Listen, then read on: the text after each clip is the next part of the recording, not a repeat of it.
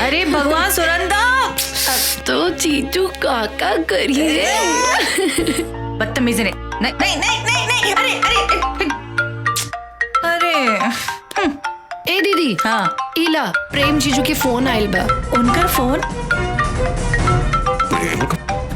प्रेम जी का? हाँ हमार खातिर? हाँ।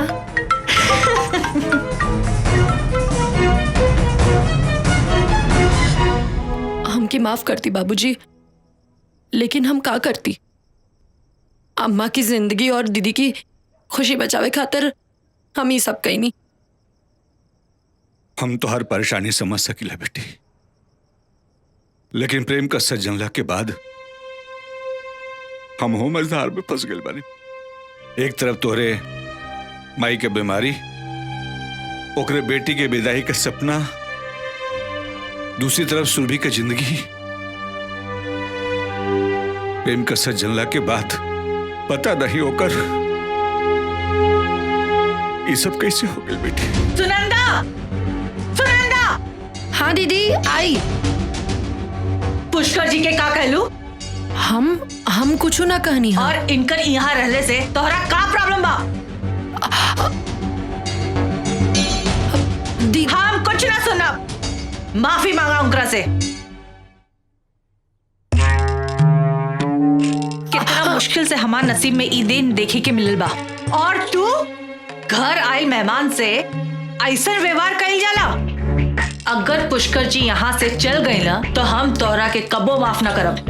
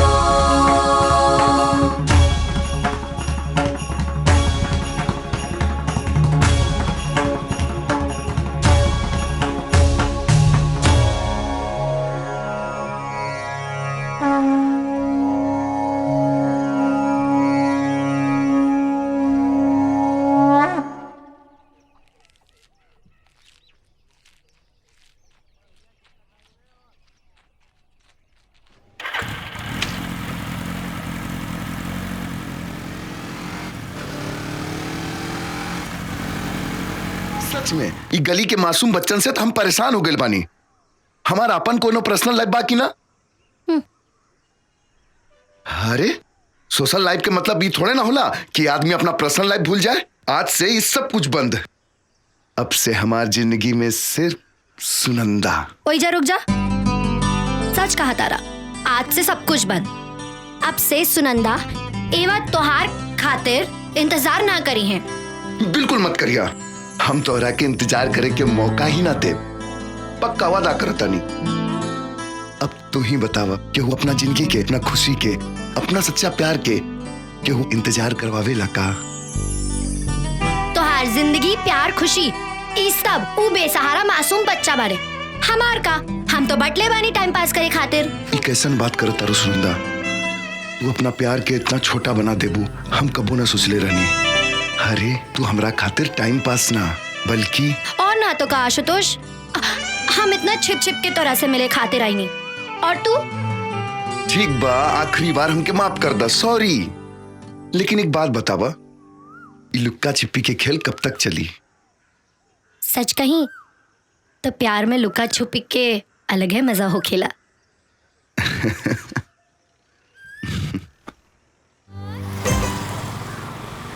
देखो आशुतोष, इस बार तो तुमको मैंने बख्श दिया, अगली बार ऐसा किया तो छोड़ूंगी नहीं।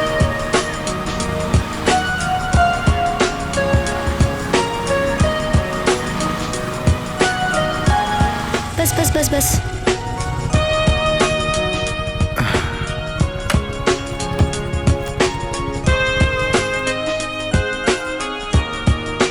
सच कहीं सुनंदा तो तोहरा के छोड़ के जाए के मन न कर रहल बा।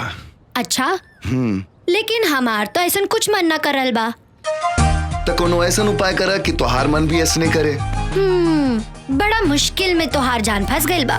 प्यार करे कि इतना बड़ा सजा, बेचारा। हमार जान निकल रहल बा, तोहरा के मजाक सूझ रहल बा। हटा। सच में चल जाए बा? हाँ।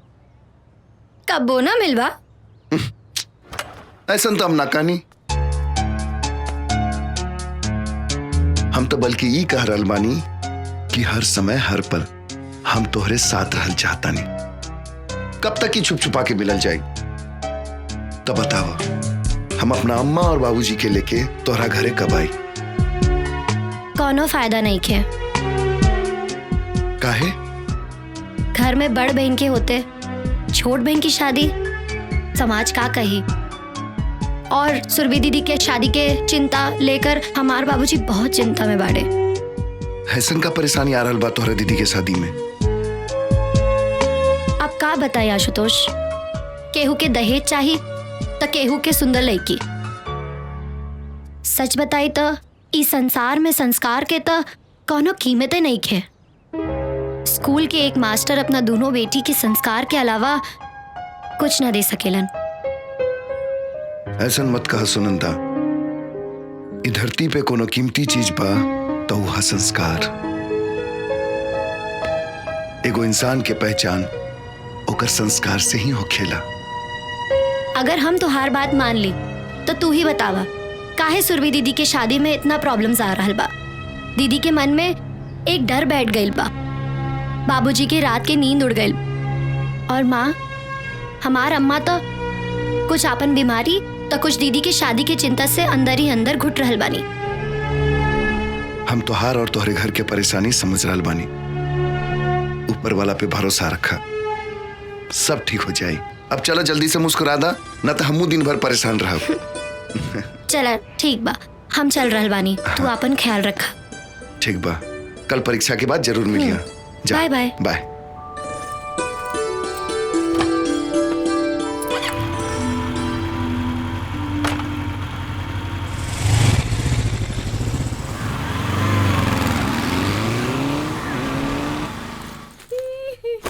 रश्मि, अरे सुनंदा, आ गईलू तू?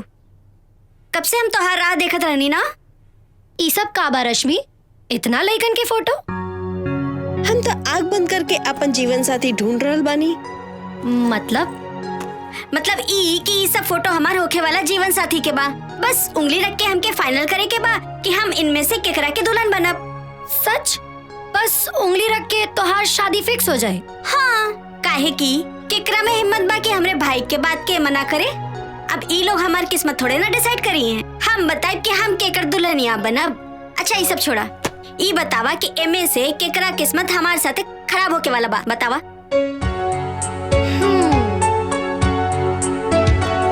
वाह रश्मि, भाग्य हो तो तोहरा जैसन।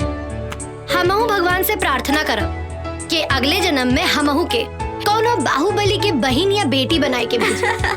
पगली।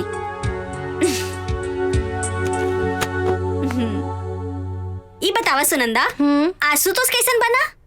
एकदम फर्स्ट क्लास। आपकी परीक्षा खत्म होके के बाद हम तीनों जने कहीं घूमे चलल जाई, खूब गुलछर्रे उड़ावल जाई। काल परीक्षा खत्म होके के बाद हम तो जाइब सबसे पहले अपन घरे। तू ही जाई हा, आशुतोष के साथ थे गुलछर्रे उड़ाई हा। अच्छा, तो के जलन न हुई? अकेले जाइब ता? बिल्कुल ना हुई रश्मि मैडम। अच्छा, एक बार और सोच ले सुनंदा। तू सिर्फ आशुतोष के हमरे हवाले नहीं करत बाड़ू। अपनी जिंदगी, अपने जीवन साथी, अपनी खुशी सब कुछ हमरे हवाले करत बाड़ू। और कहीं हम लेके फुर हो जाए तो? फिलहाल हमरा से ज्यादा अफसोस तो इन बेचारन के होई जौन तोहरा उम्मीद में ई बिस्तर पर पड़ल बाने। कहा मोहन, बाबूजी सही करल बनन का? भैया बाबूजी के बात कहूँ गलत भइल बा का? अरे देखा बाबूजी, मोहन भी रहुए के तरफदारी करल बा। वो सब तो ठीक बा, काम कब संभलबा? मतलब हम समझनी ना बाबूजी। इतना बड़ा अपन कारोबार बा, अब हमरा से संभालब मुश्किल हो रहा बा। हम चाहत बानी ई जिम्मेदारी अब तू संभाल ले। जी बाबूजी, हम बहुत जल्दी ही संभाल ले, लेकिन हम कुछ दिन और अपन जिंदगी जियल चाहता नहीं। रउआ तो जानते बनी कि बस्ती के गरीब बेसहारा बच्चन की खुशी ही हमरा खातिर सब कुछ बा। हम कहाँ मना कर रहल बानी, हम तो तोहरा इ नेक काम में तोहरे साथ बानी। सच कही तो हमरा के तोहरा ऊपर बहुत गर्व बा, कितना नेक दिल हमार बेटा बा। बाबूजी जे कुछ बानी हम रउआ और अम्मा के कारण ही तो बानी। फिर एक ने काम और ही कर दा, सुनंदा के हमार बहू बना के ही घर में ले आवा। अरे अम्मा ही का कर रहल बाड़ी? तोहार अम्मा सही कह रहल बाड़ी। तोहरा के कोनो मुश्किल हो रहल बा, सुनंदा के अम्मा बाबू से हम बात कर ली। ना ना, ऐसा कोनो बात नहीं है बाबूजी। दरअसल सुनंदा के बड़ बहन के शादी जब तक नहीं हो जात तब तक बात करल ठीक नहीं है। सुरभि के शादी खातिर सब लोग बहुत परेशान बा। तो ठीक बा, जब तोहरा के अच्छा लगे तब तू बता दिहा, काहे से तोहरा खुशी में ही हमनी के खुशी बा। और हाँ, सुनंदा से कह दिया कि हम ओकरा के अपन बहू मान चुकल बानी। और हम अपन भाऊजी।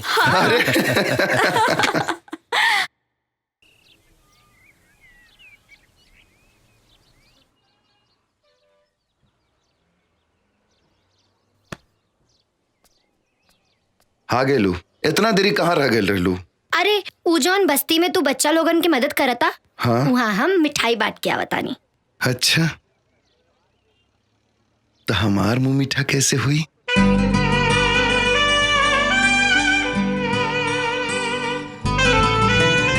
देखा, तू जौन मुंह मीठा करे के सोच रहल बाड़ू ना, हमार इरादा उ नइखे। अच्छा, हम समझाई कि हम कहाँ समझ रहल बानी? देखा, जौन तू करल चाहता रू उ सब शादी के बाद होखेला। हाँ, तो शादी से पहले का होखेला? सिर्फ मुंह मीठा। चला आवा, मुंह मीठा करा देता नहीं। अरे छोड़ बेशरम, एगो लड़की होके लेका के झड़ेलू।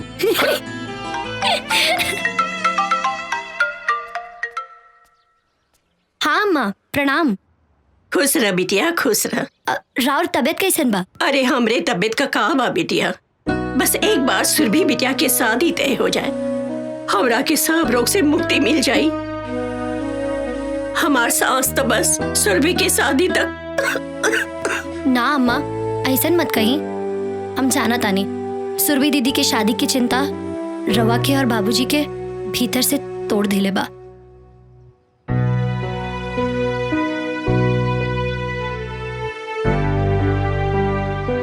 अच्छा सुना, आज ना सुरभि के देखे खातिर लड़का और उनका अम्मा आ रहल बानी। सच? हाँ बिटिया, बहुत ही अच्छा परिवार बा, बहुत बड़ खानदान बाटे उन लोगन का। बस भगवान से प्रार्थना करा कि सुरभि के ई रिश्ता तय हो जाए बिटिया। रवा चिंता ना करी अम्मा, देखी हाँ इस बार सब बढ़िया हुई। लेकिन अब तो बहुत डर लागल बा।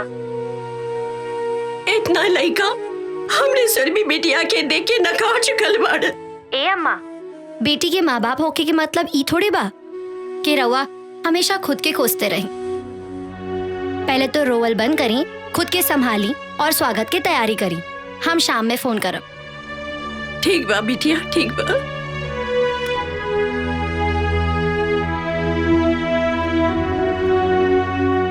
कमाल बा, अम्मा के तो बड़का बड़का ज्ञान देते रहलू कि बेटी के माई बाप होके के मतलब ई थोड़े ना होखेला कि। आशुतोष, तू ना समझ रहल बाड़ा।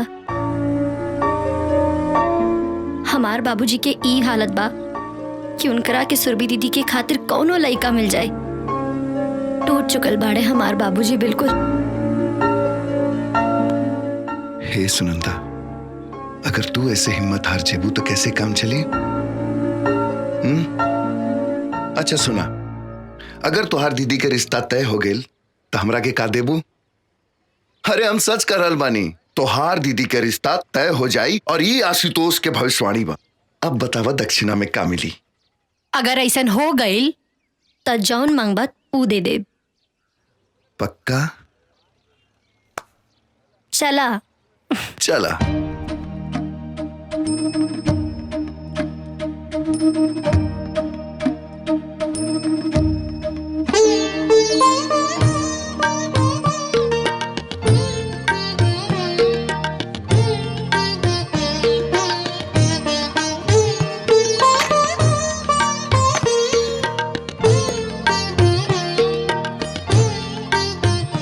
कौशल्या जी, हम अपने बेटियन के शिक्षा और संस्कार के अलावा कुछ नहीं दिले बने।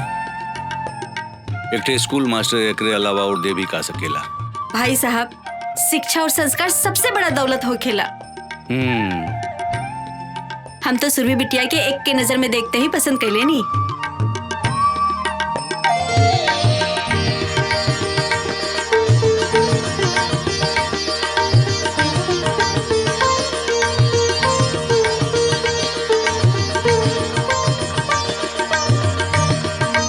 बहन जी, रउआ हमरा सुरभि की बहू बना के ना हमने के नया जीवन दहले बानी। हमने के पास जवन कुछ बा सब प्रेम बेटा के ही बा। ना बहन जी, दहेज की बात ना करी। भगवान के दिहल हमरे पास सब कुछ बा। कमी बात है सुरभि जैसन बहू के। अब इनकरा के जल्दी जल्दी हमरे हवाले कर दी। प्रेम बेटा, अगर सुरभि से कुछ पूछल चाहत होगा तो ना बाबूजी, हमरा इनका से कुछ पूछे के नहीं है। काहे कि माँ के पसंद ही हमारा पसंद बा, कि माँ की खुशी में हमार खुशी छुपल बा। तो इहो बता दा कि तोहार खुशी हमरा खातिर हमार जिंदगी बा।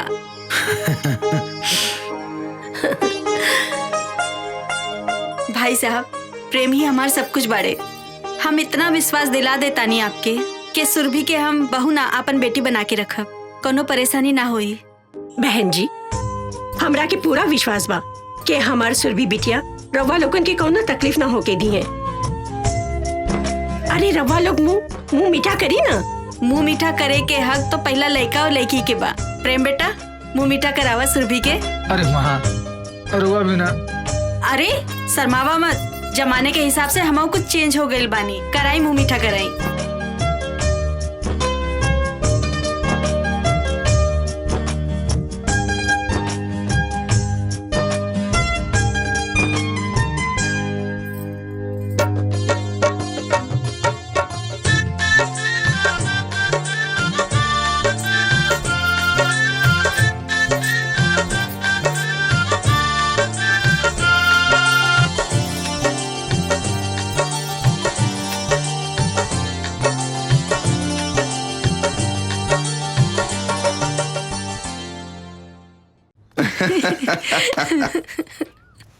सच में आज पूरा दिन तोरा साथे गुजार के बहुत अच्छा लगल।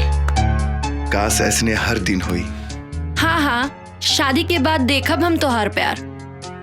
बड़े बड़े रोमियो के प्यार के किस्सा हमके पता बा। प्रेमिका और पत्नी चाय और केतली की तरह हो खेली। प्रेमिका चाय की तरह गरम और पत्नी केतली की तरह। एक सेकंड। हाँ दीदी, कैसन बाड़ू? सुनंदा, हमार तोहार साथ बस अब कुछ ही दिन के बा। काहे दीदी, ऐसन काहे कह रहल बाड़ू? अरे बाबा, हम विदा होके प्रेम जी के घर चल जाए तो तोहरे साथे कैसे रहब? विदा होके प्रेम के घर? अच्छा, अब मतलब प्रेम के साथ? हाँ सुनंदा, प्रेम जी और उनकर अम्मा मतलब हमार होके वाली सासू माँ बहुत अच्छे लोग बड़। सच? अच्छा ये सब छोड़ा, ये बतावा कैसन बाड़े हमार प्रेम जीजा जी। और पहले तो एक काम करा, हमके फटाफट उनके फोटो व्हाट्सएप कर दा। नहीं, उनकर दर्शन तो यहाँ आवे की बाद ही हुई। ना दीदी, ऐसा मत करो ना प्लीज। अरे पगली, पहले हमरा के तो जी भर के देख लेवे दे। अच्छा तो ई बात बा। चला ठीक बा, मौका दे देता नहीं, लेकिन हमरा आए के बाद कोनो मौका ना मिली। मंजूर? मंजूर। अब जल्दी से भाग के यहाँ आ जा, हमरा के तोहरा से बहुत बात करे के बा। हाँ दीदी। अच्छा ये बतावा, हमार जीजा जी कौन शहर के गुंडा बाड़े? जहाँ तू अभी रह के पढ़ाई करल बाड़ू। का बात करल बाड़ू? तब तो फिर हम यहाँ उनसे मिलकर आपन परिचय खुद दे दे। अच्छा अब हम रख रल बानी। काहे इतना जल्दी क्यों? अरे पगली, तोहार जीजा जी के जी भर के देख तो लेवे दे हमरा के। ठीक बा दीदी, रखा तानी। अब हमार सर पूरा करा। ठीक बा, मांगा जे मांगे के बा। रहदा, रही सही समय पे हम अपने आप मांग ले। चला आज हम तोहार मुंह मीठा कराई। काहे? तू काहे? खुशी के बात तो हमरा खातिर बा, तो हम करवाई। अरे बुड़बक, तू समझत नहीं खू। जब तोहार बहन के रिश्ता तय हो गईल, मतलब हमनी के रास्ता क्लियर हो गईल।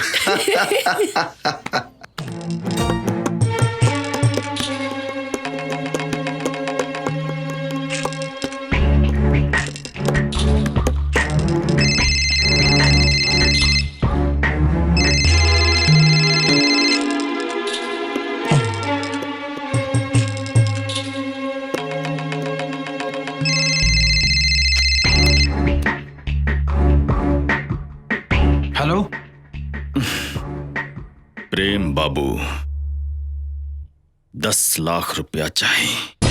कहा कौन बात की? तुम्हारे जान की कीमत के। इतना सारा बिजनेस, इतना सारा कंपनी के मालिक तुम्हारे खातिर तो 10 लाख तुम्हारे हाथ के मिलवा। बात तो तू सही कहला, लेकिन तुरा ऐसे आदमी के हम 10 लाख तो दूर बल्कि 10 रुपया देवल पसंद ना करब। आइंदा फोन मत करिया। चलो फोन रखा। फोन तो हम रखते, लेकिन तोरा के एक बहुत बड़ा कीमत चुकाओ के पड़ी। सुना, तू ये से भी पहले हमको फोन कर ले रहा, लेकिन का मिलल? हमारा फैसला आज भी वही बा।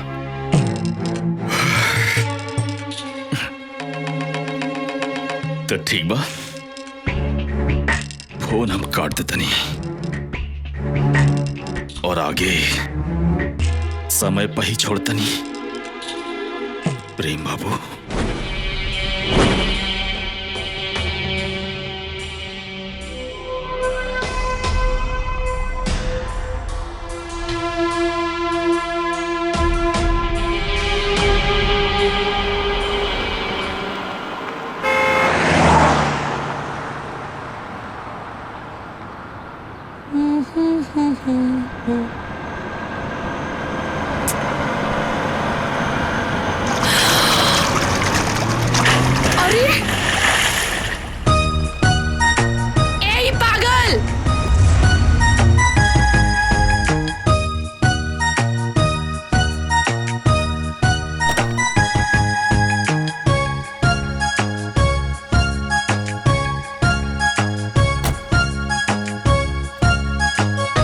सॉरी, हमरा के माफ कर दी।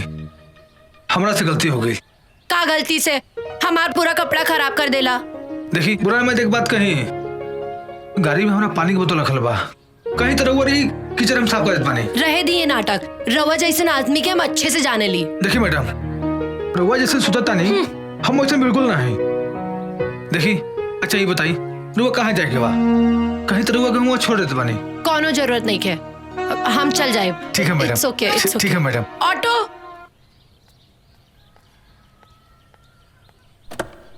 हमरा ऊपर देखा ना, पूरा कीचड़ उछाल देलस। का? तो तू छोड़ दिलू काहे ओकरा के? हमके फोन करे के चाहिए ना। अरे हम छोड़नी कहाँ, उनकरा के हम इतना सुनौनी। हाँ। अरे उनकर तो सांस रुक गई रहे। बेचारा हमरा से पानी पुछलस, हम मना कर देनी। अच्छा, फिर का कहलस? कही का हमरा आगे केहू के बोले की हिम्मत भइल बा आज तक? ना, केहू के ना भइल। फिर का भइल? फिर का भइल, बेचारा माफी मांग मांग के जमीन में गड़ गई। तब जाके हमरा दिल के सुकून मिलल कि एगो मर्द तोरा सामने झुक गइल, ऐसे से ना। फिर आगे का भइल? फिर आगे उ हमरा खातिर ऑटो मंगवाइलस और उ में बैठ के हम तोरा लगे आ गई नी। अच्छा, फिर का हम तोरा साथे एजा बैठल बानी। ना सुनंदा, हमके तो कुछ गड़बड़ लग रहल बा। का गड़बड़? कि उ तोहार पीछा पहले से करत होई, अब तोहरा ऊपर नजर रखले होई। अच्छा? हाँ, अब मौका देखते ही तोहरा ऊपर कीचड़ उछाल देलस और उहे बहाने तोहरा से मुलाकात हो गई। और का? और कर दिल तोहरा ऊपर आ गइल। साचो? हाँ। तब तो हम जा रहल बानी। कहाँ? ओही जा खड़ा हो कब। एक काम मालूम, एक बार फिर वो नौजवान खूबसूरत लड़का आई, हमरा ऊपर कीचड़ उछाली और हमरा हाथ पकड़ के ले जाए। तो हमार का हुई? तू कौन लड़की पे जाकर कीचड़ उछाल दी है? ए सुनंदा, हमारे जिंदगी से तोहरा दूर होके के मतलब आशुतोष के।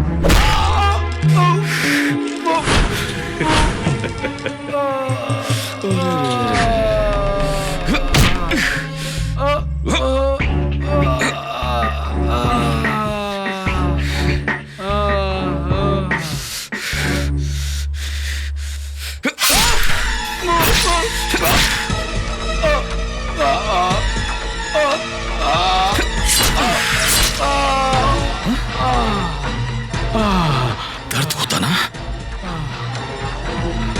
दर्द होता तुझे? प्रेम बाबू इतना बड़ा बिजनेसमैन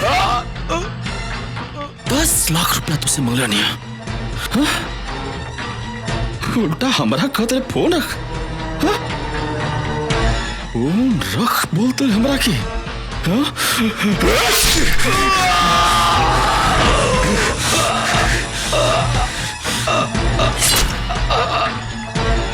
देख कितना भारी पड़ल तुझे, हमरा के फोन रखे की बोला, तुझे कितना भारी पड़ल।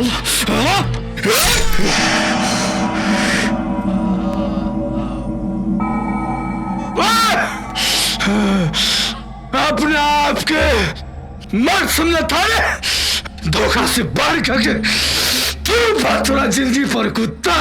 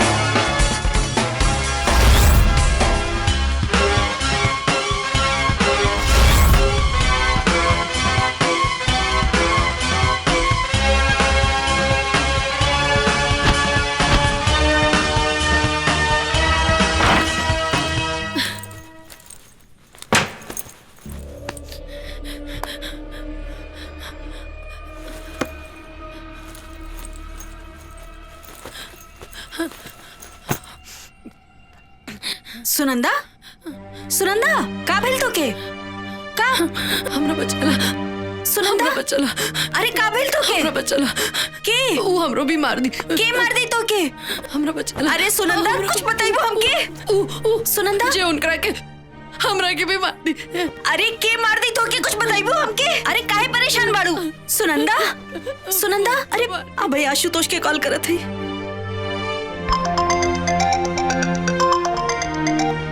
हाँ रश्मि बोला। हेलो आशुतोष कहाँ बाड़ा तू जल्दी से आजा। सुनंदा बहुत परेशान बाड़ी तू जल्दी से आवा। अच्छा ठीक बात, तू घबरा मत, हम जल्दी आवत नहीं। सुनंदा सुनंदा सुनंदा काबिल तो के बचाना हमरा के। सुनंदा सुनंदा का भेल सुनंदा? काहे घबरा रहल बाड़ू? हाँ का भेल बताबो। मार दी। उजे सुबह हमरा पे कीचड़ फेंकलस। कुछ कालस का? हमरा आगे के सामने उनके रख के एक बदमाश मार देता और सबूत का मिटावे खातिर हमरो मार दी। कुछ ना होई तोरा, हम तोरा साथ बानी सुनंदा, अपना आप के संभाला, कुछ ना होई, कुछ ना होई।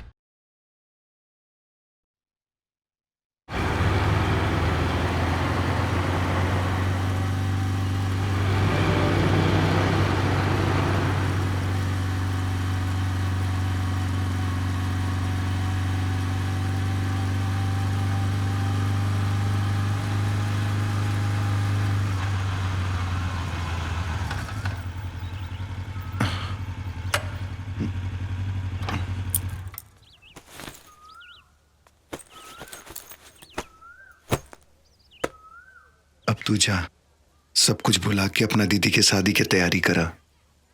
और सुना, अपना ख्याल रखिया, अगर तोहरा के कुछ हो गए तो हम परेशान मत हो, हम अपन ख्याल रखब। बाकी हम तोहरा के अपना घरे भी ना ले जा सके नी। अरे ये सब फालतू बात के बारे में मत सोचा। वैसे भी तोहरा दीदी के शादी के बाद अम्मा बाबूजी तोहरा घरे आई हैं। बस इस शुभ घड़ी के खूब बढ़िया से एंजॉय करा। एक बात के ध्यान रखिया, अपना तरफ से केहू के भी शिकायत के मौका मत दिया। ठीक बा, हम खूब एंजॉय करब और शादी के हर एक पल के जिए के कोशिश करब। बस अब खुश। ठीक बा, हम चला तनिया। ठीक है, संभल के जाइए। हाँ।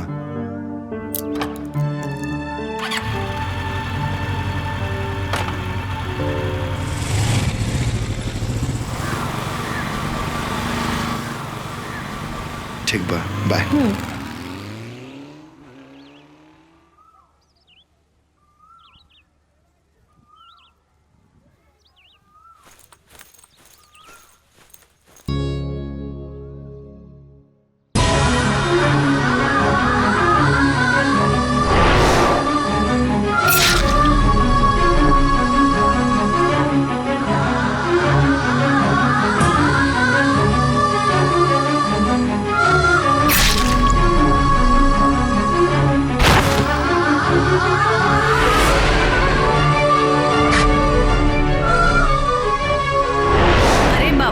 हम विदा होके प्रेम जी के घर चल जाए तो तोहरे साथी कैसे रहा? विदा होके प्रेम के घर? अब अच्छा, अब मतलब प्रेम के साथ? हाँ सुनंदा, प्रेम जी और उनकर अम्मा मतलब हमार होके वाली सासू माँ बहुत अच्छे लोग बड़।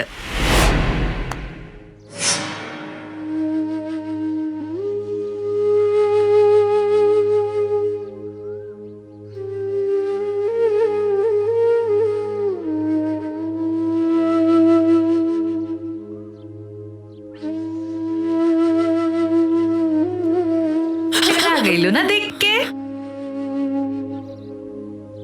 हाँ दीदी, हमके तो विश्वास नहीं के होत। कबो कबो तो हमरो विश्वास नहीं के होखत कि प्रेम जी जैसन। अच्छा बतावा, कैसे लगला तोहर जीजा जी? अब हम का बताई दीदी, हमरा तो कुछ समझ में नहीं के आवत। अब हम का कही? सच कही सुनंदा, प्रेम जी तो यहाँ से चल गए ना, बाकी हमार दिल भी साथ लेके चल गए ना।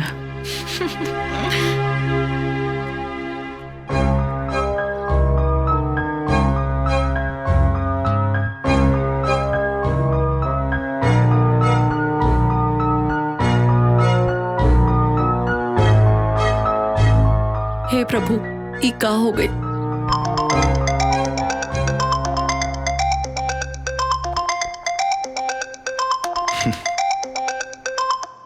हाँ सुनंदा बोला।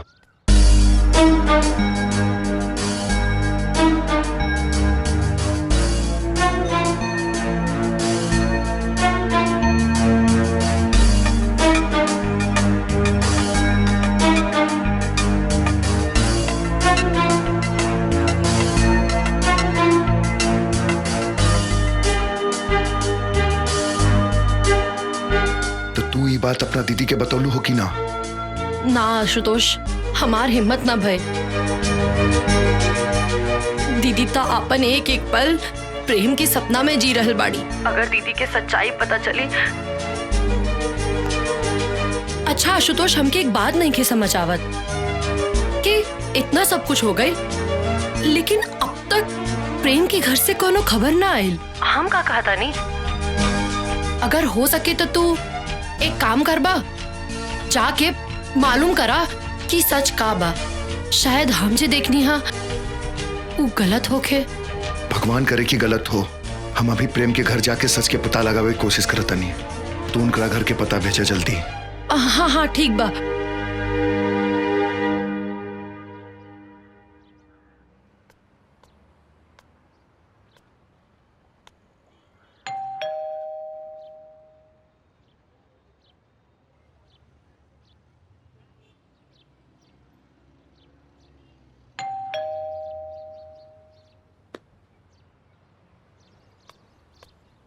भाई एक मिनट। जी भैया। प्रेम बाबू के घर ये है ना? हाँ भैया ये बा। तो घर में केहू नहीं खे का? ना भैया, घर में केहू नहीं खे। कहाँ गए सब लोग? प्रेम के परिवार में उनके अम्मा के सिवा दूसर केहू नहीं खे भैया। तो अम्मा जी कहाँ बनी? इकलौता बेटा के मौत के उनकरा के इतना गहरा सदमा भइल की बेचारी एक बिस्तर पर सिमट के रह गईली। हॉस्पिटल में जिंदगी और मौत के बीच लड़ रहल बानी।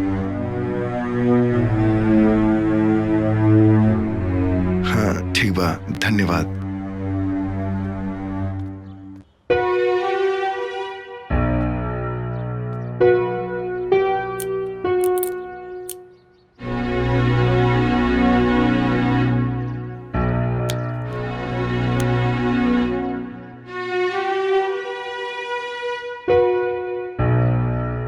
हेलो सुनंदा। हेलो। हम प्रेम के घर गए रहनी।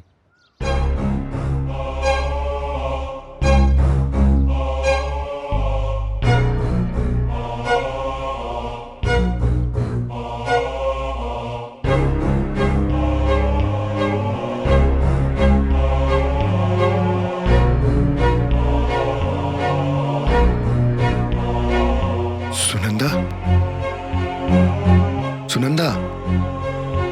हे भगवान, कौन धर्म संकट में डाल देला। वो के रहे प्रेम के मर्डर करे वाला।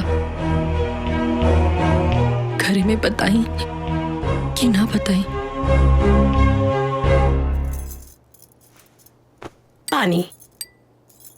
पंडित जी कहन गई रही। हाँ तो यही महीना के आखिरी में शुभ मुहूर्त बा कहत रहा। हाँ बहुत अच्छा दिन बा। तो रउआ का सोच रहल बानी जी? सब इंतजाम तो हो ही गइल बा ना? हाँ सब इंतजाम तो होइए गइल बा। बस खाली एक कनाता टेंट वाला जोन बाटे उहे बाकी रह गइल बा। तो एक दो दिन में कर देब। हम सोचत रही हैं कि हम शहर जाके आप प्रेम के माता जी से तारीख के बारे में बात करके सब फाइनल कर देत बानी। एमे कहे कि का बाजी, जितना जल्दी शादी की तारीख तय हो जाए अच्छा रही। तो ठीक बा, हमें को काम करता नहीं। हम काले चल जाते नहीं शहर। आजे जाके प्रेम के माता जी से मिल करके उनसे सब कुछ फाइनल कर लेता नहीं। ठीक बा। बाबूजी की सच बता दी का? चुप चुप के का सुन रहल बाड़ू? कुछ ना दीदी, बल्कि हम सोच रहल बानी कि तोहार शादी में हम का करी। तू अभी सोच रहल बाड़ू और हम कब का सोच चुकल बानी। अच्छा सुनो, हम अपन ससुराल जाए और अपन पति देव के खूब सेवा करब और उनकर अम्मा के भी, और उनकरा के कबो शिकायत का मौका ना दे। सच कही सुनंदा, आजकल तो हमार प्रेम जी भी हमार सपने में आवत बाड़ो। और हमार नींद खराब करके भाग जाला। सुरभि बेटी, आई नहीं बाबूजी। हमार ए समय सच बतावल ठीक ना हुई। दीदी कितना खुश बाड़ी।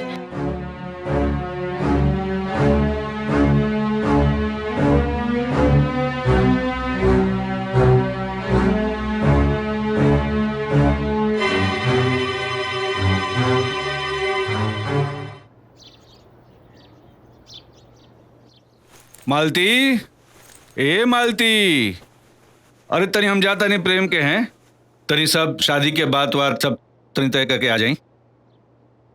लेकिन रउआ दही शक्कर खा के जाए। अच्छा दही खा के निकला शुभ होकेला। चला खा लेता नहीं।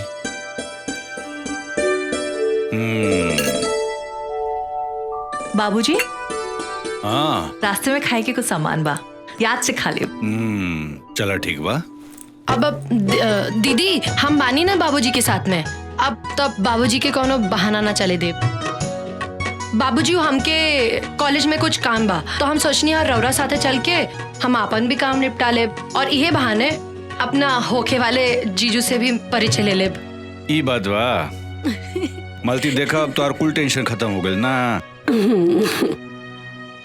चलो सुनंदा, चल जाओ, चला चला।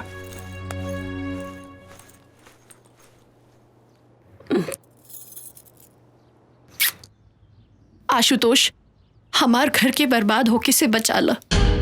कल बाबूजी प्रेम के घर शादी फाइनल करे जात बाड़न। अगर बाबूजी वहां पहुंच गए तो प्रेम के सारा सच बाबूजी के मालूम पड़ जाए और सच जानकर हमारा अम्मा मर जाई हैं। सुरभि दीदी तो वो तो टूट जाई हैं। हमार घर बर्बाद हो जाए। आशुतोष, हमार बाबूजी के प्रेम के घर जाए से रोक ला, प्लीज रोक ला। हम तो हारी एहसान कबू ना भूल पाई। रोक ला आशुतोष, रोक ला। एक तरफ प्रेम के सच बा तो दूसरी तरफ सुनंदा के हमरा ऊपर विश्वास। क्यों हम उनकर बाबूजी के प्रेम के घर जैसे रोक ले?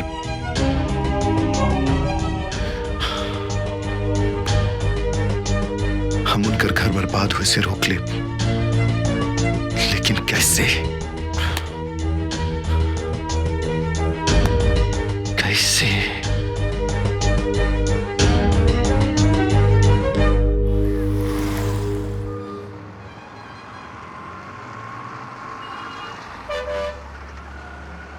बाबूजी, हमरा बहुत भूख लागल बा।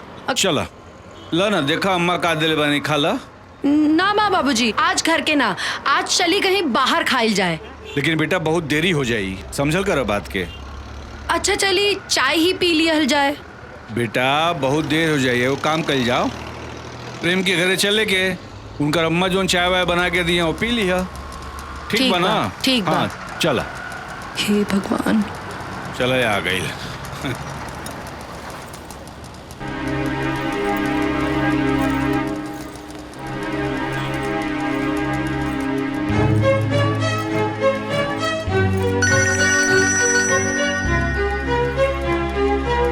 हेलो बाबूजी प्रणाम, हम प्रेम बोल रहल बानी। प्रणाम प्रणाम प्रणाम, खुश रह बेटा, खुश रह। बाबूजी हम और अम्मा कुल देवता की पूजा करे खातिर गांव आइल बानी। अच्छा, हम तो बेटा तोरे घरे आए रही, तोरा घर के सामने खड़ा बानी। शादी का तारीख तय करे करल है ना? अरे तो बाबूजी रवा खुद कर ली ना, हम अम्मा के बता दे।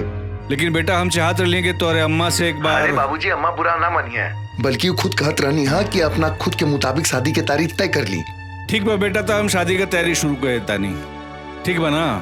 गलती हमरे से हो गई, हमके बाद जौन तो फोन का के आवे के चाहत रहा। अरे कोनो बात ना बाबूजी, अपन ख्याल रखिया। प्रणाम। खुश रह बेटा, खुश रह।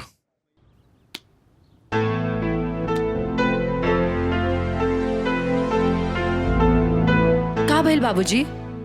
प्रेम और उनकर अम्मा जौन बा तौन कुल देवी का पूजा करे खातिर गाँव में गईला। अच्छा? हाँ देखा तड़ू, केहू के बगैर जौन बा तौन बंगला कितना सुना लगत बा। हाँ बाबूजी।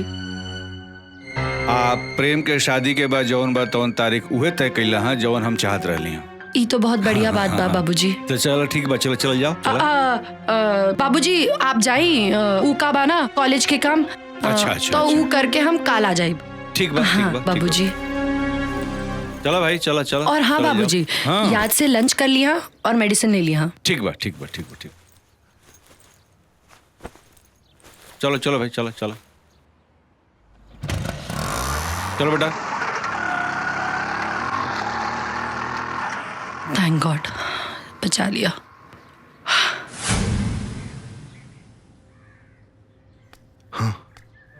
हमरा के माफ करता सुनंदा। प्रेम बन के कॉल करे के अलावा हमरा पास दूसर कोनो रास्ता ना रहे। आशुतोष, तोहारी ई एहसान हम अपन जिंदगी भर ना भुला पाए। आज तू हमरा घर के बर्बाद होके से बचा लीला। आज तो मामला संभल गई, लेकिन सोचा शादी के दिन का हुई, जब घर में ढोलक बाजी सहनाई बाजी, तब कैसे? हम ई सब ना जाना था नहीं, लेकिन हमके ई पता बा कि आज से, बल्कि अभी से तू प्रेम बन के। एक मिनट सुनंदा, प्रेम बन के का मतलब है तोहार? आशुतोष, जौन जैसे चल रहा बा ओके वैसे चले दा ना। अभी भी कुछ नहीं बिगड़ल। भलाई यह मबा कि हमनी सब केहू के सब कुछ सच सच बता दी। ना आशुतोष, अगर हम सबके सच बता देब तो हमार पूरा परिवार बिखर जाए। अभी भी कुछ नहीं बिगड़ल। सोचा शादी के दिन दुनिया समाज के सामने का हुई। हम कुछ नहीं के सुने के चाहत। अगर तू सच में हमरा से प्यार करेला तो जॉन हम जैसन कहा तनी वैसा करा, और जॉन जैसा चल रहा बा बस चले दा। ना, आज तो हम संभाल लेनी, लेकिन आगे हमरा से ही पाप ना होई। और एक बात कान खोलकर सुन ला, हमार सच्चा प्यार के इम्तिहान ये तरीका से लेवे के कोशिश मत करा।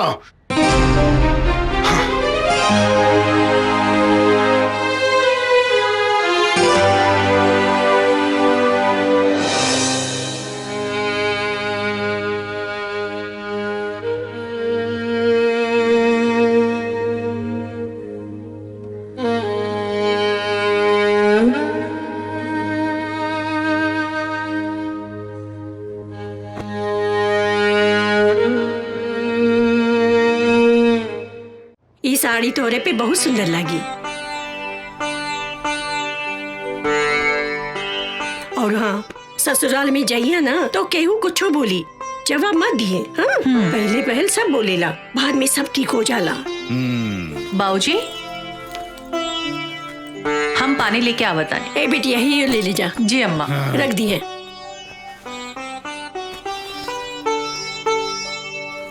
हाँ जी। सच कहीं मालती, सुरभि हमार बहुत भाग्यशाली बा।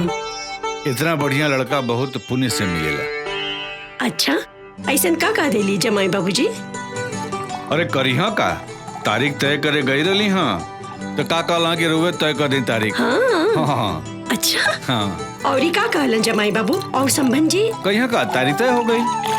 सुरभि, का भइल बिटिया? कुछ नहीं अम्मा, आ रहल बानी। अच्छा, और ही कुछ ना बोले नहीं है संबंध जी?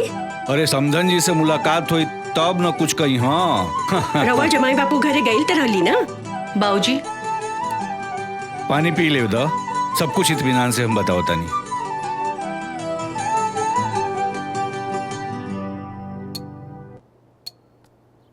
लगता तू पूरा कहानी सुन ले बगैर मनबू नहीं। चला तोरा के पूरा कहानी हम सुनावत बानी।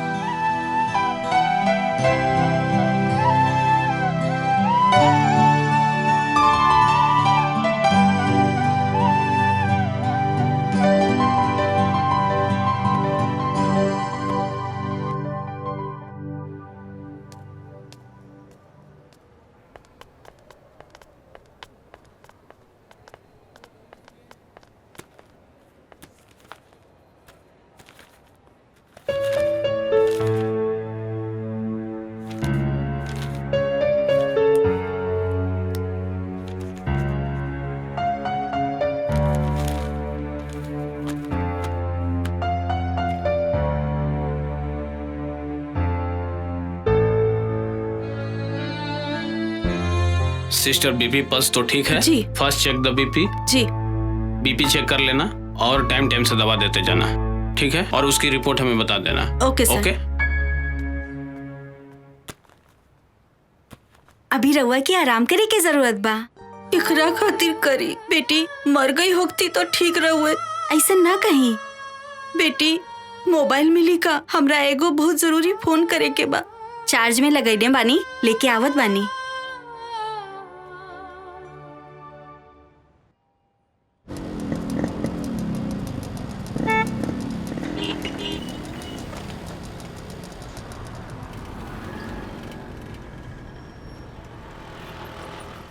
गुप्ता जी 25 तारीख के हमारे सुरभि बिटिया का शादी बा, लेकिन एक दिन पहले हमारे दरवाजा पर शहनाई बजे के चाहिए। मास्टर साहब आप चिंता ना करी, सुरभि हमारे बहन के समान बाड़ी। हम ऐसा इंतजाम करब कि लोग देखत रह जाइए। 1 मिनट रुक जाए। हेलो, कौशल्या बोला तानी। नमस्कार समधिन जी। कैसन समधिन? केकर समधिन? तहार मनहूस बेटी के कदम पड़ते ही हमार बेटा के खा गईली।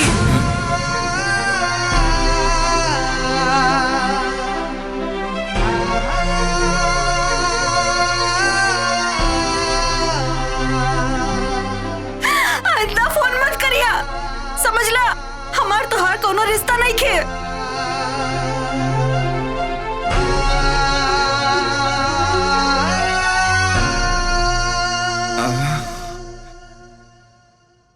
आई देखा ना कितना बढ़िया झुमका बन के आइल बा। तोरा दीदी के ऊपर अच्छा लगी? बहुत अच्छा लगी। चूड़ियों बढ़िया बा। देखा सब अच्छा बा। अरे का हो गई? बस कुछ ना माँ। तोहार सुरभि दीदी चल जी है ना, तू ही तो हमरे पास रहबो ना। हमकी सुरभि दीदी के खूब खूब याद आई। हाँ बेटा, हमू के आई। तू ही तो हमारा सब कुछ बाड़ू ना। सुनंदा उठ, चल चल हो गई रे? हमार बिहार में डांस ना करबू, उठ जा। हाँ दीदी। चल बताओ कौने गाने पे डांस करबू? आगे आवो, बताओ। सोच ले बाड़ू? नहीं? अच्छा ठीक बा, कुछ भी करा। कुछ भी कुछ हमरा नहीं के मालूम, तू बतावा। अरे नहीं नहीं, सुनंदा सुनंदा सुनंदा, रुक रुक रुक रुक। अरे भगवान सुनंदा, अब तो चीचू काका करिए। बदतमीजी नहीं नहीं नहीं नहीं नहीं। अरे अरे अरे ए दीदी। हाँ इला प्रेम जीजू के फोन आइल बा। उनका फोन? प्रेम जी का? हाँ। हमार खातिर? हाँ।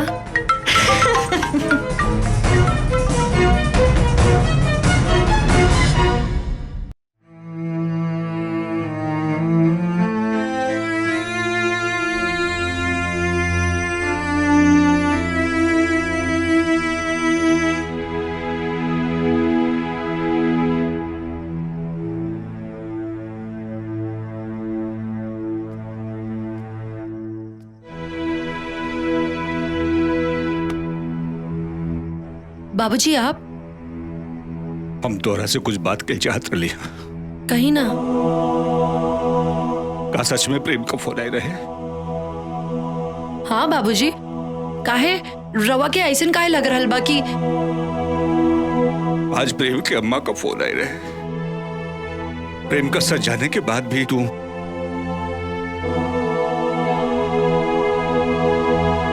हमके माफ करती बाबूजी, लेकिन हम का करती?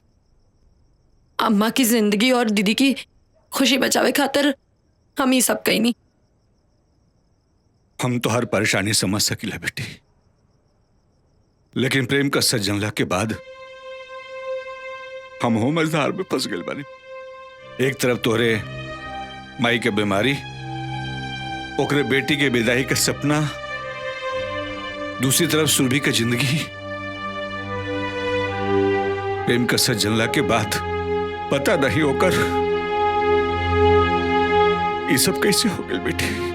ए बाबूजी, रवाई कमजोर पड़ जाए तो अब हमने दोनों के मिलके अम्मा और दीदी के संभाले के पड़ी। वो तो सच में बेटी, लेकिन ब्याह में हम प्रेम कहां से लाए? अब ये सब बाबूजी ईश्वर पे छोड़ दी। उहे हमनी के ही मझधार में फसैले बाड़े, अब उही हमनी के पार भी लगई है। और जन प्रेम का फोन आई रहे। बाबूजी वो हमरे कहे पर आशुतोष प्रेम बन के कॉल कैले रहने। हम उनका से मिलल चाह बेटी। जी बाबूजी जैसा ना कहें। ठीक बा।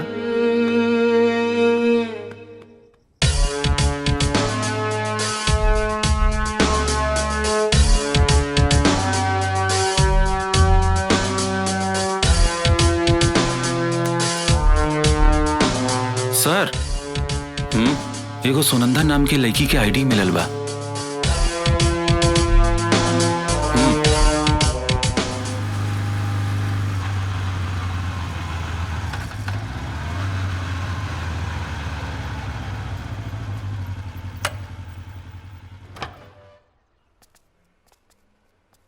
हाय आशुतोष, ये हमार बाबूजी। हाँ प्रणाम बाबूजी। खुश रहा बेटा, खुश रहा। तू प्रेम बन करके हमारा परिवार के बर्बाद होके से बचा लेला, लेकिन एकरा आगे का हुई? बाबूजी हम जॉन कहनी सुनंदा के खुशी खातिर कहनी।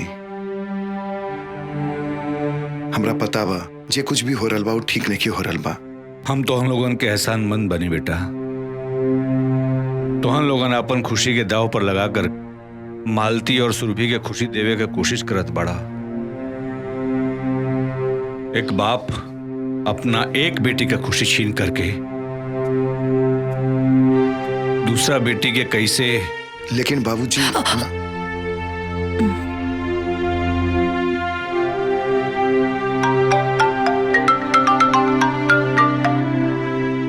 हेलो, हम पुलिस इंस्पेक्टर रवि बोल रहल बनी।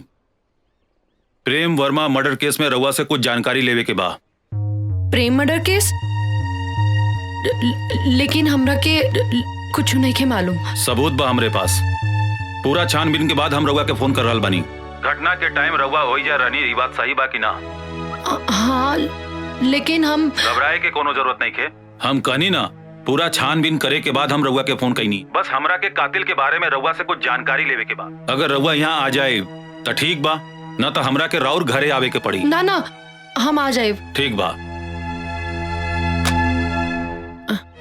बाबूजी हाँ, एकरा से पहले कि पुलिस यहाँ आ जाए और सबके सामने आ जाए, हमरा के जाए के पड़ी पुलिस स्टेशन। लेकिन बेटा। बाबूजी रउआ तनिको चिंता ना करी, हम बानी इनकरा साथे, इनकरा के कुछ ना होई। सुनंदा तू चला। हाँ आओ। बाय पापा।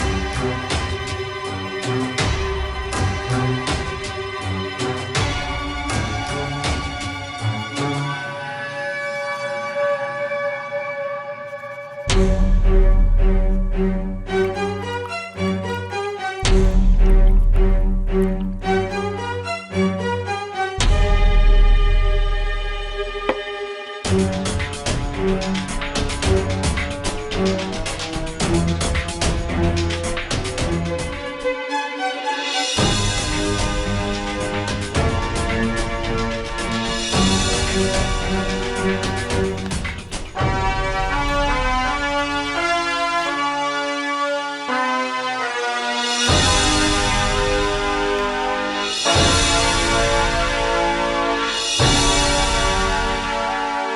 का भइल बाबूजी?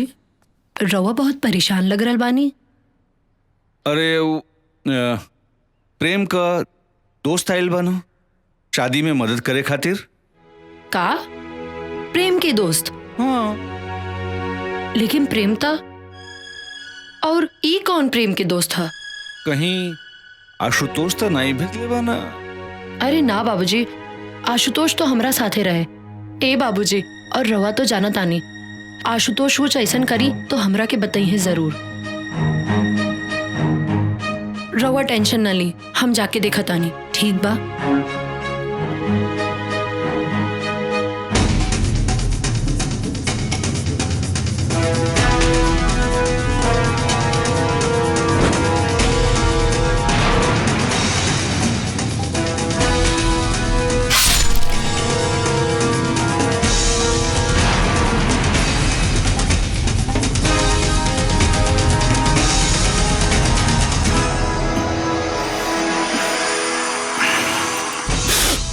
तू आ गलू, बड़ा सही टाइम पाइल वालू। हम तो मुंह मीठा कवल बनी, तू कला तू एजा परेशान मत होगा। अभी हम शादी तक बनी जा, आराम से मिल बैठ के बात कर ले जाई। सुनंदा तू आ गई लो। ई पुष्कर जी हैं तोहार जीजा जी प्रेम जी के दोस्त।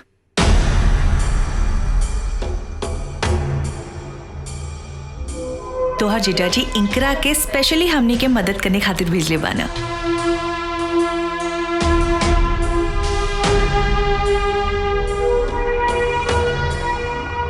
बड़ा खुश नसीब बने जा आप लोग, जौन प्रेम जैसन आप लोगों को दामाद मिला। लाखों में एक बा हमार दोस्त। अरे खड़ा काहे बनी, आई बैठी, साथ में नाश्ता कर लिया। हाँ सुनंदा बैठा। ना दीदी, हम बहुत थक गइल बानी, और फिर पुष्कर जी तो शादी तक यहाँ रही हैं, तो खूब बातचीत हुई।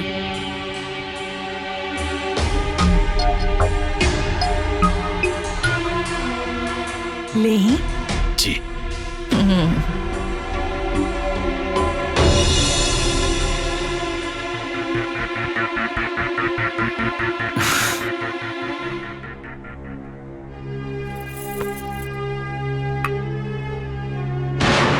ई पुष्कर जी हैं तोहार जीजा जी प्रेम जी के दोस्त। अरे सुनंदा बिटिया, पुष्कर जी से का बात भइल है? हाँ माँ, खूब बात भइल। ऊ प्रेम जीजा के खूब तारीफ करत रहे। हाँ ता दामाद जी तारीफ करे के लायक बटले बाना। आज के जमाना में इतना सुंदर केहू होला का? सही कह रहल बालू मलती, लेकिन तई जा कर के उनका के चाय वाय हाल चाल पूछ ले। तू देखा जमात एक भी नाराज हो जाए चली, लेकिन दमाद का दोस्त नाराज नहीं होके के चाहिए। ई कुल तो रुआ के ध्यान रखे के चाहिए, कहीं कुछ ऊंच नीच हो गई तो खाए पिए का ध्यान तोहरा न रखे के चाहिए, हम ही कुल ध्यान रखब। देखी बड़ी मुश्किल से सुरभि बिटिया के इतना अच्छा रिश्ता मिलल बा। अरे हम तो उम्मीदें छोड़ देले रहली, लेकिन ये घर में फिर से खुशी के दिन आइल बा। अब हम कौनो सब कुछ तो हम ही करीला ना, फिर भी तू ही ध्यान रखा तो ठीक बा, हम ही कुल ध्यान रखब।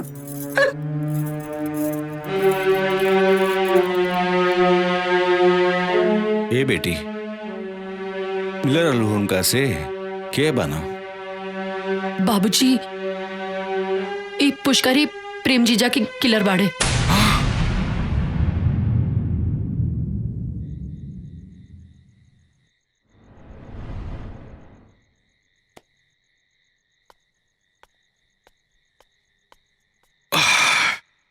अकेले कहाँ बैठे बालू?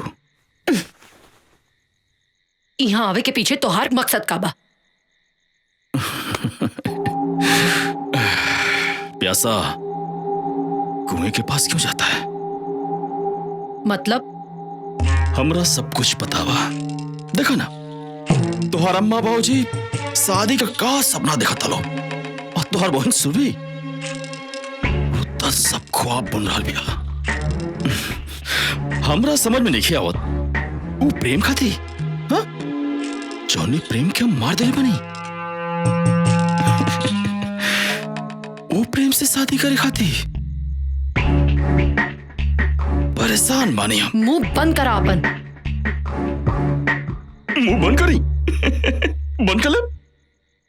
तू हमारे साथ था तो यहाँ से जाए खातिर का कीमत लेबा? इज्जत से जाए खाती?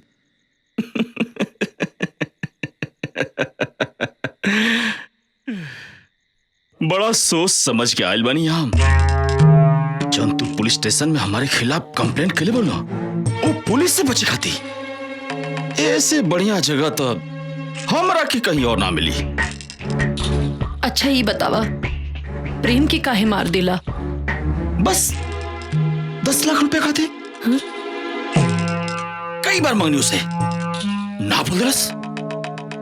हमारा गुस्सा आ गई, दिमाग हमारा ठनक गई, मार देनी बहुत आसान बाना। जाना तारा, एक प्रेम की मौत से कितना घर, कितनी जिंदगी दांव पे लग गई बा। इस सब से हमरा कोनो मतलब नहीं है। और हाँ, हमरे जैसे आदमी के इस शोभा भी ना दिला।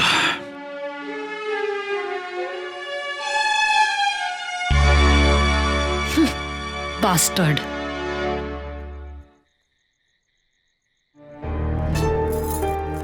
प्रणाम पप्पा जी, प्रणाम बुआ जी। प्रणाम। सुनंदा, हमनी के पहचान लो ना? तू सुरभि बाड़ू ना? कैसे पहचान तू लोग? देखा बुआ जी भी हमनी के नहीं पहचाना का बुआ जी? अरे ये रवि हुआ, रवि। आई हुआ प्रशांत। अब तो हर उम्र होखे लगल बा, अब बुढ़ापा आ गइल बा, सब कुछ भुला जाता लू। हाँ? इनकर परिचय?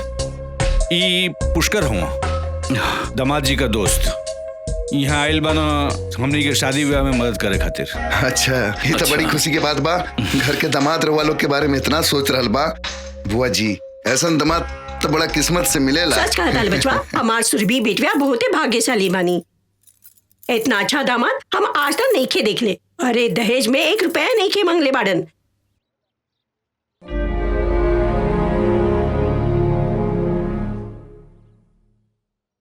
अरे सुरभि बिटिया, ये लोग के चाय वाय पिएबू? हैं? जा तन चाय वाय लेकर के आवा। जी बाबूजी। खाली चाय से काम ना चली, अरे कुछ नाश्ता वास्ता भी बना देल जाए। हाँ बुआ जी, बहुत कस के भूख लागल बा। ठीक बा बचवा, तू लोग जा बेटा, हमने की कुल बना के लेके आओ तानी जा। चलो बेटा। जी बढ़िया बनई है।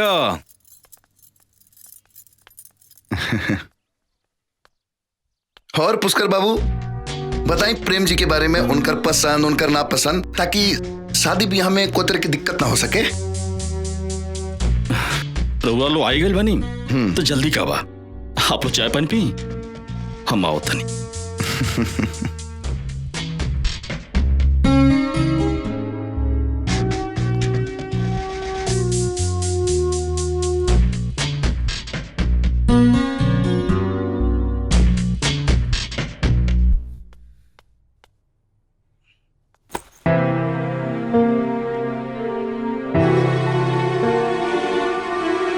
अचानक ही दो रिश्तेदार आधा मकना,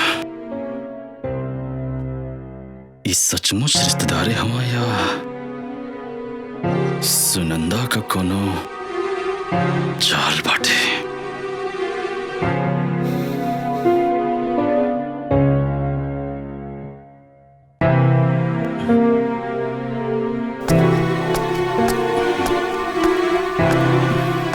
पुष्कर जी,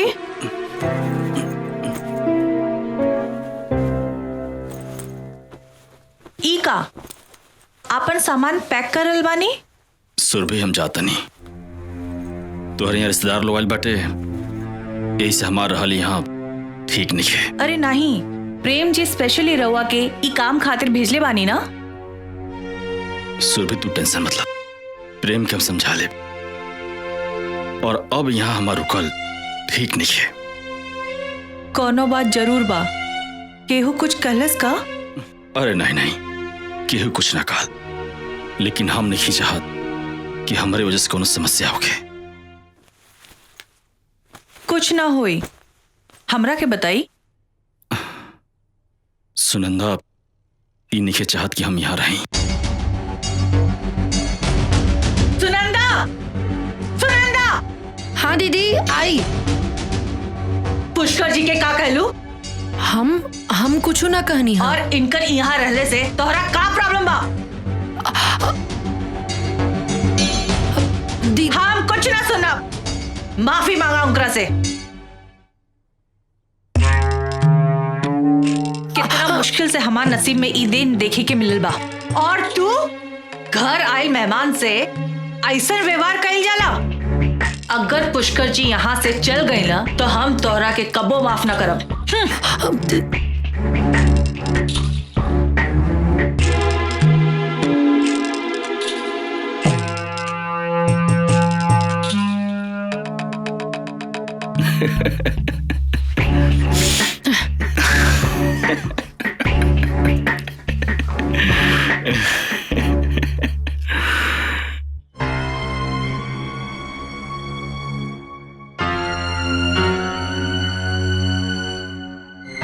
इंस्पेक्टर साहब, हमरा सुरभि या सुनंदा के जिंदगी खतरा में बा। पता नहीं पुष्कर कौने खतरनाक इरादा से यहाँ आयल बा। ओकर जिंदगी बचा ले इंस्पेक्टर साहब। रउआ हाथ मत जोड़ी। हम विश्वास दिला रहल बानी कि सुरभि और सुनंदा के कुछ न होके देव। और रहल बात प्रेम के सच्चाई के, तो ये कहल बड़ा मुश्किल बा कि जे दिन मालती जी और सुरभि के सच पता चली वो दिन का हुई। चिंता तो यह बात के है इंस्पेक्टर साहब, बार बार कोनो अनहोनी के आशंका हमनी के सच बतावे से रोक रहल बा। लेकिन कब तक आशुतोष? एक ना एक दिन मालती जी और सुरभि के पता तो चलबे न करी। लगता कि हमनी के अभी पुष्कर के ऊपर फोकस करे के चाहिए। एक तरफ सुनंदा के जान खतरा में है और दूसर तरफ सुरभि। सबूत मिटावे खातिर सुनंदा के जान भी ले सकेला। ना आशुतोष, हमारा रहते ऐसा ना होई। हम मानता इंस्पेक्टर साहब, लेकिन जानता नहीं वो पुष्कर जौन बा तो सुरभि के सुनंदा के खिलाफ भड़का रहल बा। दोनों बहन के बीच में दीवार खड़ा कर रहल बा। त करे दी, ओकरा के अपना मकसद में कामयाब होके दी और दोनों बहन के दुश्मनी उनकरा के उलझा के रखी, बुझली?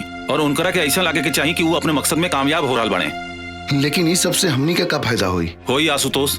उनकर ध्यान सुनंदा और सुरभि के बीच दीवार खड़ा करे में लागल रही और हमनी के उनकरा खिलाफ जाल बिछावे में लागल रहा। बाकी एकर खबर उनकरा के ना चले। तो इंस्पेक्टर साहब, आप ये बताइए आपका आगे का प्लानिंग बा? पुलिस के टीम टेंट वाला और हलवाई बन के कबो एजा आ सकेला। बस रउआ लोग के बड़ा इत्मीनान और कायदे से काम लेवे के पड़ी उनकरा से, और पुष्कर के शक न होके। ठीक बा, जैसन रउआ चाहता नहीं वैसने होई। गुड। ली चाय पी। का रउआ भी वजीर बादशाह में उलझा रहेला? वजीर बादशाह में ना उलझल रहिला, हम अपना बेटा आशुतोष के बारे में उलझल रहिला। तो हमरा के बता दी, हम ओकरा से मौका देख के उलझल रहा। हमरा के मालूम बा कि हमारा चाल पे वो कौन चाल चली है, हमारा कौन बात पे वो तकरार करी है। ई शतरंज के बिसात पर मोहरा ना, ई हमार आशुतोष बाणे। हमरा के तो हमेशा सुनंदा के माँ बाबूजी के चिंता लागल रहेला। बेटी का बाप इतना मजबूर रहेला? तू गलत कह रहल बाड़ू शांति। सदानंद जी से हम मिलल नहीं खे, लेकिन उनकरा बारे में हमरा के मालूम बा। बिटियन के पाल पोस के बड़ा करे वाला बाप कभी कमजोर नहीं हो सकेला। सच कहीं कमजोर हमनी के बानी जा। अपने बेटा के बारे में सोचत रहेली, बेटी के पाल पोस के बड़ा करब, ओकरा शादी बियाह करे का सौभाग्य सब करा के नहीं मिले। सच कह रहल बानी रउआ, कन्यादान के सौभाग्य किस्मत वाले माँ बाप के मिलेला।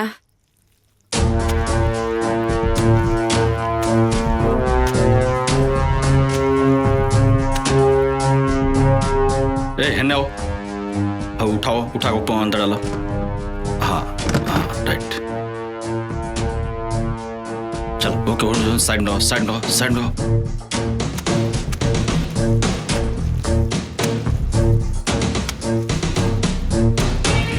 हाँ, ऊपर ऊपर बनाओ के मजबूत करो।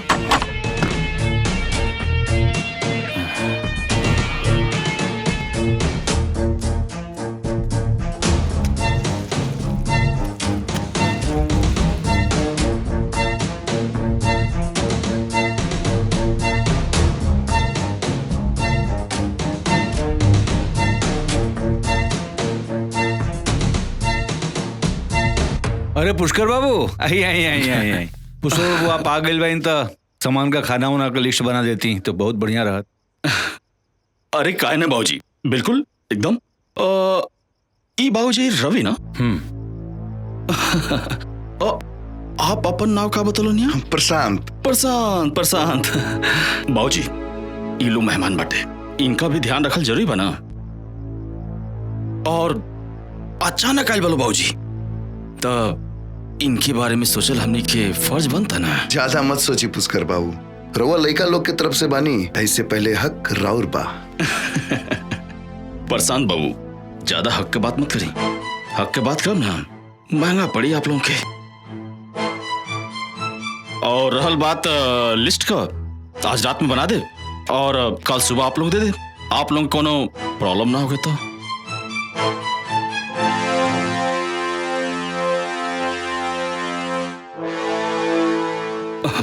अरे इतना सोचले का बात बा?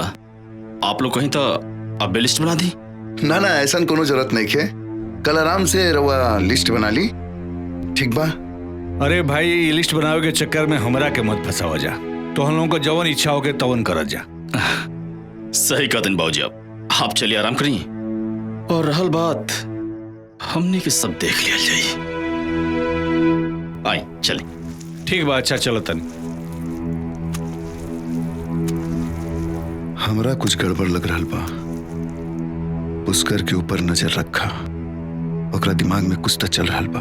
आशुतोष, तू ओकर चिंता मत करा। फिर भी आज की रात पुष्कर खातिर इम्तिहान की रात हुई, और हमनी के खातिर भी।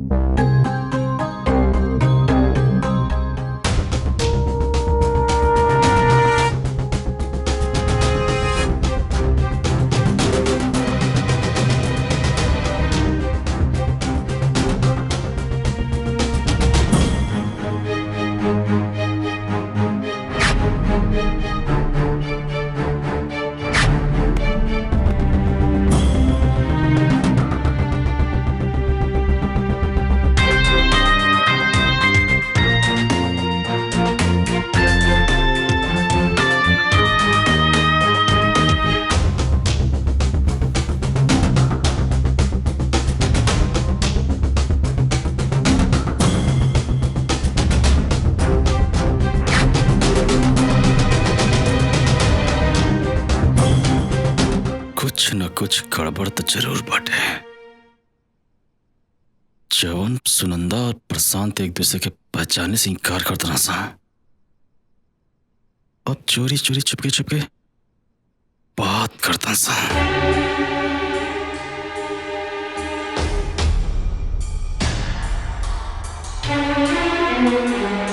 आपन शक दूर करे खाते एक ही उपाय बा। एक तीर से दो निशाना।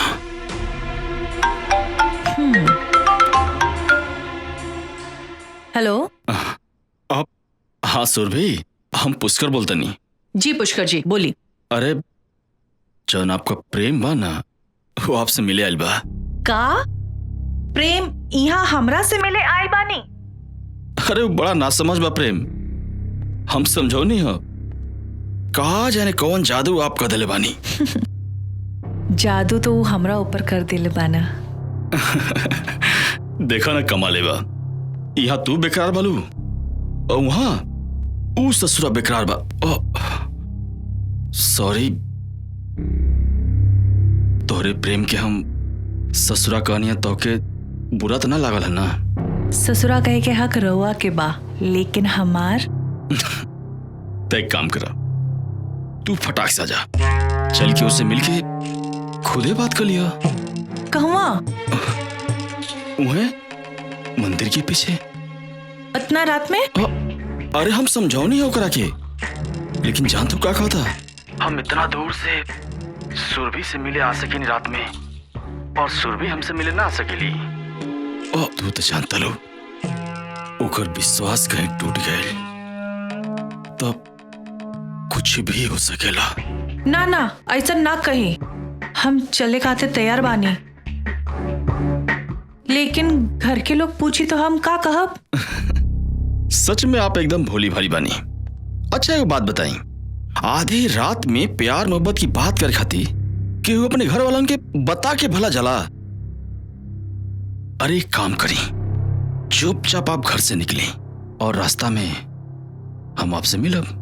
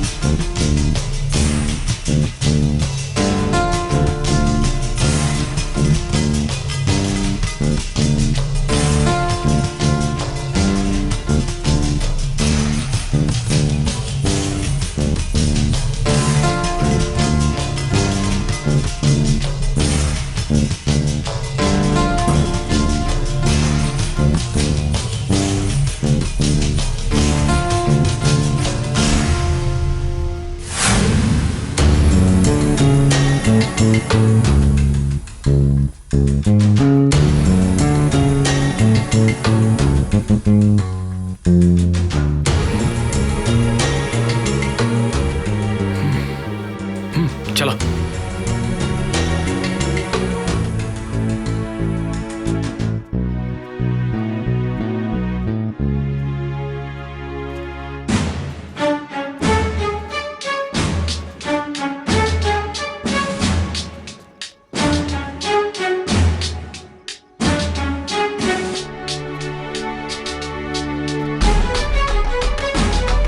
इधर आओ।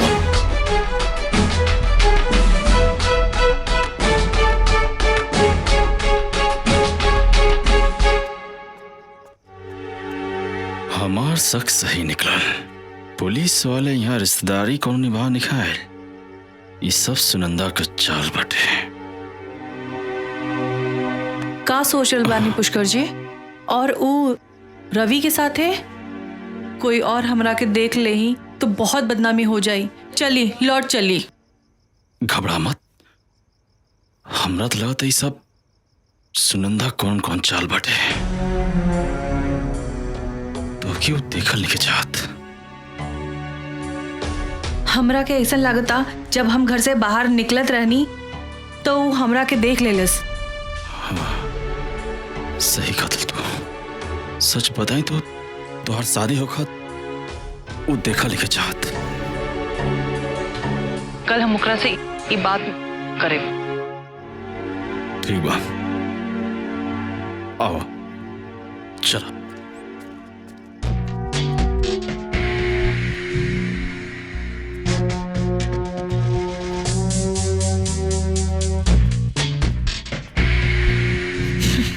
हमरा लग रहा बा कि रउआ गलत जगह लेकर आई बानी। प्रेम जी तो वो मंदिर के पास। गलत जगह ना, बिल्कुल सही जगह लेकर बानी। सुरभि जी हमको समझ नहीं ना। प्रेम जी कहाँ बानी? प्रेम प्रेम प्रेम प्रेम प्रेम प्रेम प्रेम के तो मार देनी। हाँ हाँ अपने हाथों से।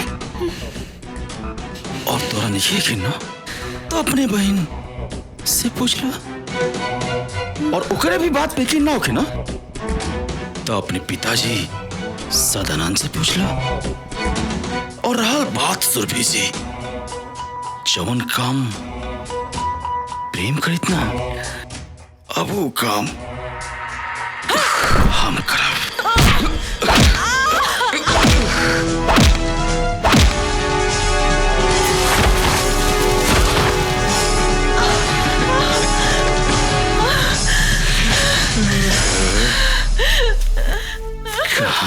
जेबू सुरभि।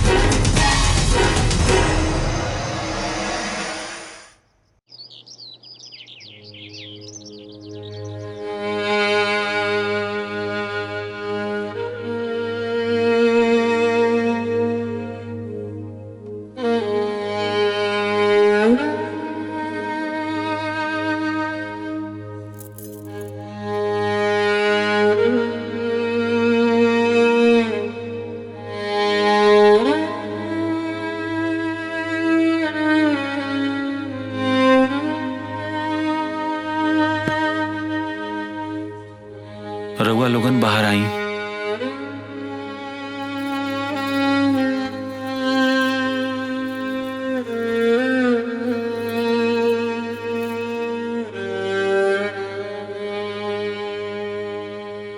सुरभि के कोनो बात के सदमा लगल बा। सदमा?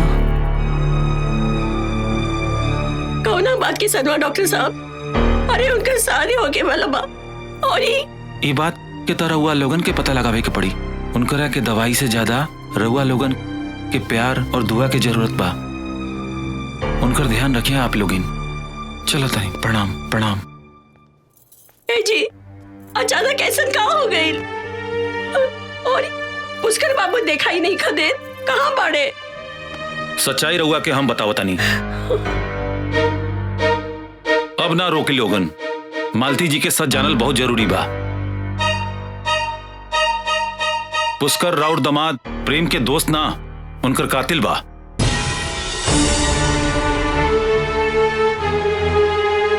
राउर दमाद प्रेम तो मर चुकल बाणे। मालती संभाल अपना के, संभाल अपना के। मालती संभाल अपना के, मालती संभाल अपना के, संभाला संभाला। बाकी मालती जी रउआ चिंता ना करी। अगर रउआ लोग चाहो तो सुरभि के शादी जरूर होई। हम करब सुरभि से शादी।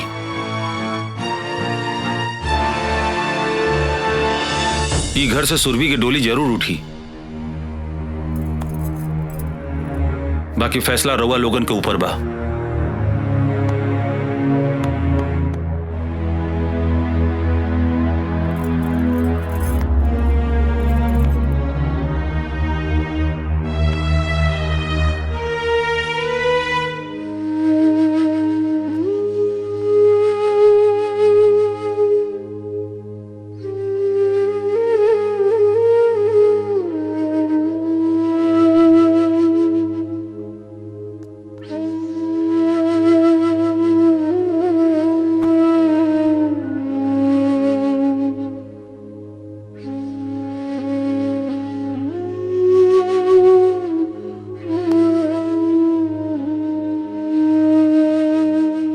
हमरे दीदी के हाथ में मेहंदी कितना सुंदर लागी ना।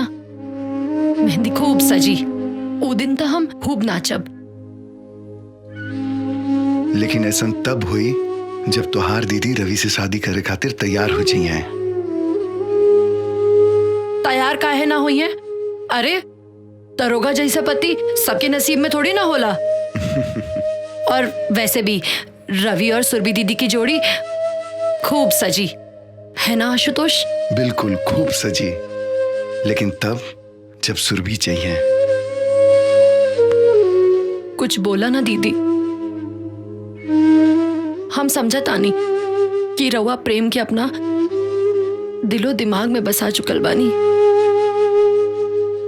लेकिन इस सच्चाई बा कि प्रेम अब इस दुनिया में नहीं खे और होनी के टाल सकेला। बोला ना दीदी। रवि एगो अच्छा लड़का बा सुरभि। कम से कम अपना अम्मा बाबूजी के बारे में सोचा। रवि के स्वीकार करला, इहे में घर के भलाई है। तू लोग जा यहाँ से।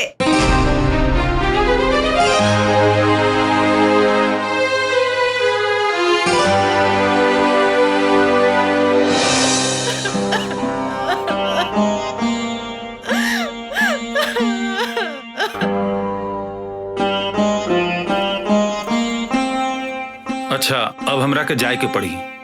अगर सुरभि कोनो फैसला कर लेता, हम हमेशा साथ देवे खातिर तैयार बानी।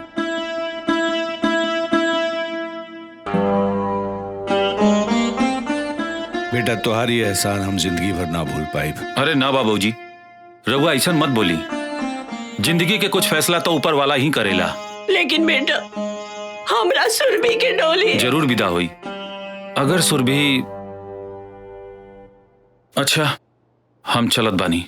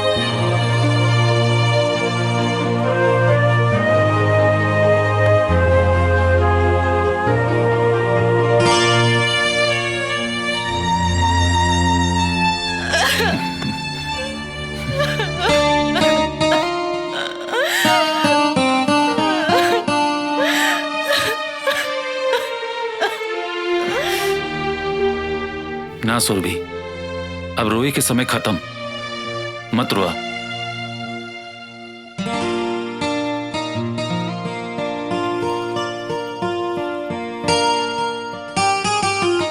ये आशुतोष बाड़े। अरे सुनंदा के अब तोहरा के जितना आशीर्वाद देवे का बानू इनकरा के दा। काहे के जाना ताड़ू, तोरा घर के खुशी, तुम्हारी इज्जत और सुनंदा के प्यार और हमरे जिंदगी में नई खुशी सब इनकर देन बा। हम तो हर आसान कैसे हम जे कुछ भी कहनी सुनंदा के प्यार और खुशी खातिर कहनी। एक बहन के दूसरा बहन खातिर प्यार और त्याग देखकर इस समझ में आ गेल की धरती पर सबसे खूबसूरत कुछ बा तो प्यार के डोर बा। एक इंसान के भीतर दूसरा इंसान खातिर अपनापन महसूस करावेला। तो सुनंदा के प्यार के खातिर एगो काम और कर दी। कल ई घर से एक डोली ना 2 डोली विदा होके के चाहिए। अगर रउआ तैयार बानी तो हम रवि जी के साथ।